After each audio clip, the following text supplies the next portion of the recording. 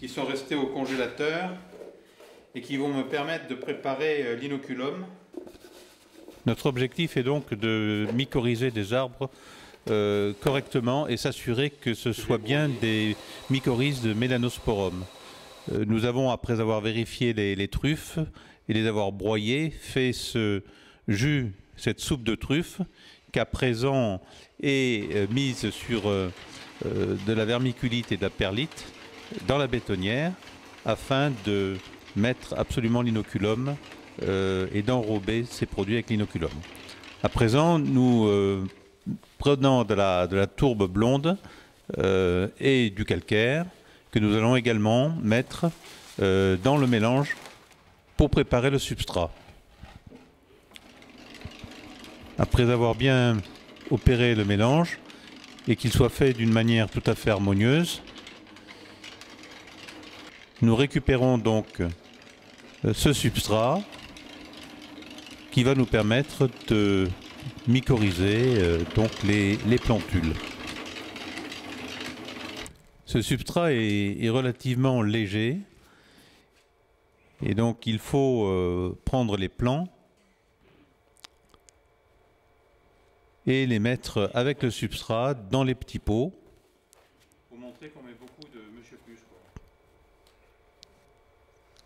Là, ils sont mélangés dans de la poudre de truffe, de façon à s'assurer qu'il y ait suffisamment d'inoculum.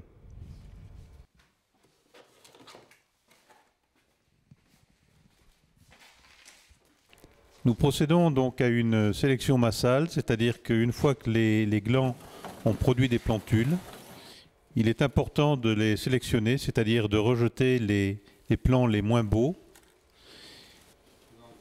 de dépivoter le plant, la plantule, et de faire en sorte qu'elle puisse être mise directement dans le petit pot.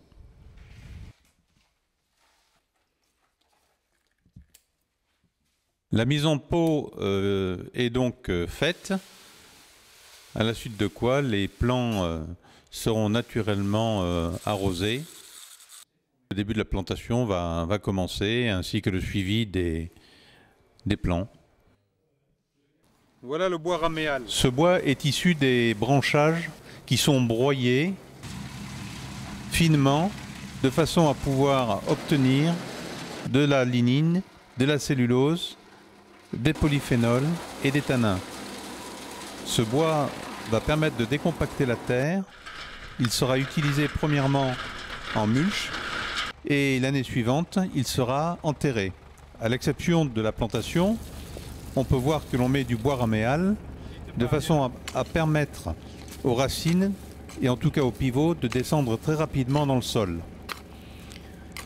Le bois raméal permet donc, ainsi que je le disais, de décompacter la terre et surtout de maintenir une certaine humidité. Il est mangé par les basidiomycètes qui déstructurent la lignine et permettent de faire de l'humus assez rapidement, ce qui est indispensable pour voir nos arbres pousser dans des conditions favorables. La première année, on l'utilise en mulch, c'est-à-dire autour de l'arbre, autour du chêne. On met à peu près 10 cm.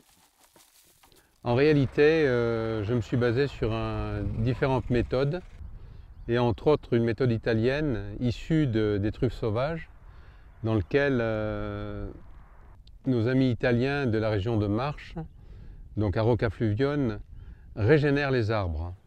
C'est-à-dire qu'un arbre, très tôt, il faut apprendre à le tailler, il faut qu'il soit habitué à la taille. Retailler l'année suivante parce que le gourmand est devenu... En fait, on doit couper tous les rameaux, tous les gourmands qui sont verticaux, toutes les branches qui sont un peu basses aussi, forcément. Et puis à la fin, ça passe un travail harmonieux.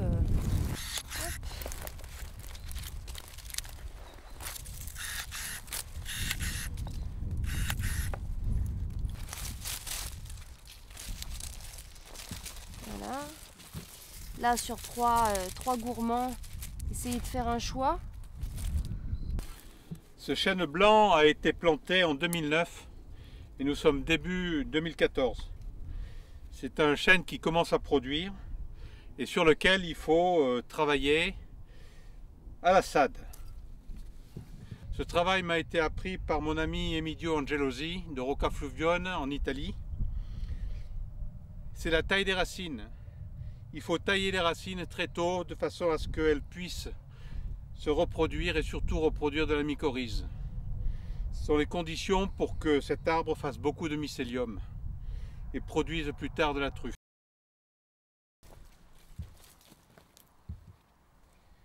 Selon l'adage « semez et vous récolterez », j'utilise à cet effet la fertile-canne. La fertile-canne permet de faire un trou à 20 cm de l'arbre et d'y incorporer un inoculum. Ma fertile-canne, je retire mon manchon intérieur. J'y dépose mon inoculum à l'intérieur et dès lors, je peux faire redescendre le manchon et bloquer le système afin de faire descendre l'inoculum au fond de la terre. Je retire le fertile-canne et je bouche mon trou. Donc il faut préfigurer par un travail très organisé, à la fois de taille, comme je le disais, de l'arbre et puis des racines, mais surtout de travail du sol, de façon à avoir un sol très décompacté, afin que les antibiotiques qui sont générés par l'arbre et qui font le brûler autour de l'arbre puissent permettre à la truffe de s'installer.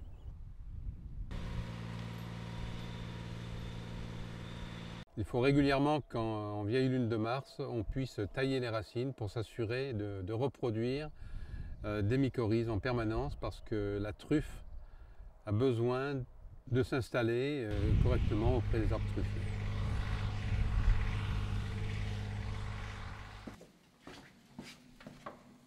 Nous pénétrons dans le laboratoire où rien n'est laissé au hasard.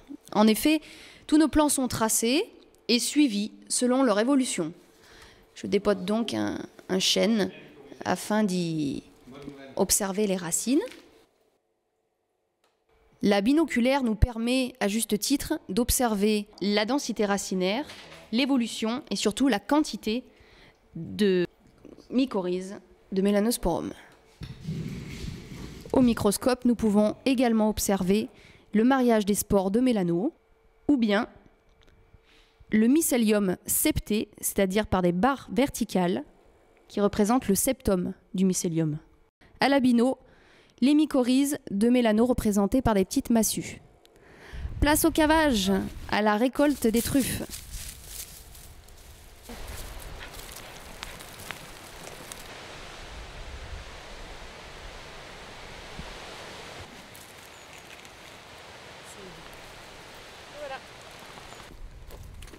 Bravo Carla.